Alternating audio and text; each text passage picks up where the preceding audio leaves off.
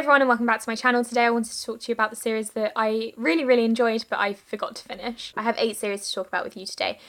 These are just ones that I'm not scared to finish, they're just ones that I completely forgot to do. The first one is Geek Girl. I read almost every book apart from the final one and also maybe a couple of novellas. This is a YA contemporary set in the UK. It's about a girl, geeky girl, who becomes a model. And it's just hilarious. It's just really funny and light-hearted and I really enjoyed it. I think the only reason I didn't read the final book was I wasn't sent it for review. I didn't request it or anything, I just kind of forgot it was happening. The next one is Zeros by Scott Westerfeld, which is a superhero book. And I don't even know if the series is like continuing or if there are only 2 books or I don't know. I have no idea. But this one is about people with superpowers and I think before I do finish this, if I ever do, because I'm likely to just forget about it again, I'm going to have to write a recap of it or see if there's a recap already on Recaptains because I can't actually remember if I've done so already. The next one is Way Down Dark. This is a dystopia set on a ship, I think. That's pretty much all I remember. I just remember it being action-packed, really gritty and dark, and I really liked the main character, I think.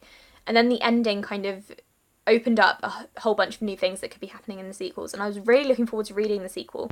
I think I read Way Down Dark just before I got into my book blogging slump, and then I never picked up the sequel, which was silly of me because I did really enjoy the first book. The next one is Prisoner of Night and Fog, which is historical YA.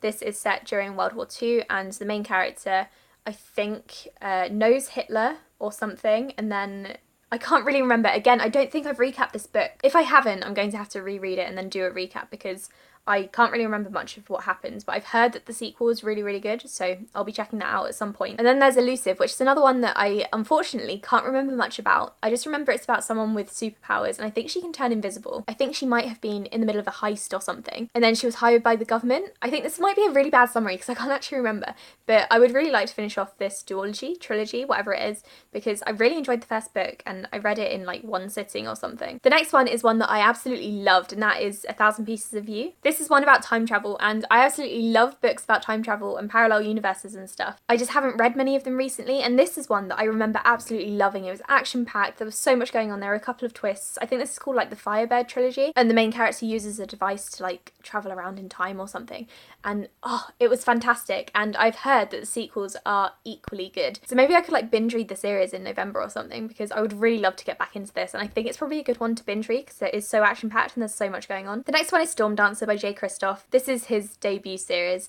It's Japanese inspired YA fantasy, and I loved the first book. It was so well done, and the relationship between the main character and her, what was it? It was like a bird thing. I can't remember the name. Like a griffin, maybe? Basically, the main character had her own like buckbeak, and it was incredible. It made me cry. It was really emotional.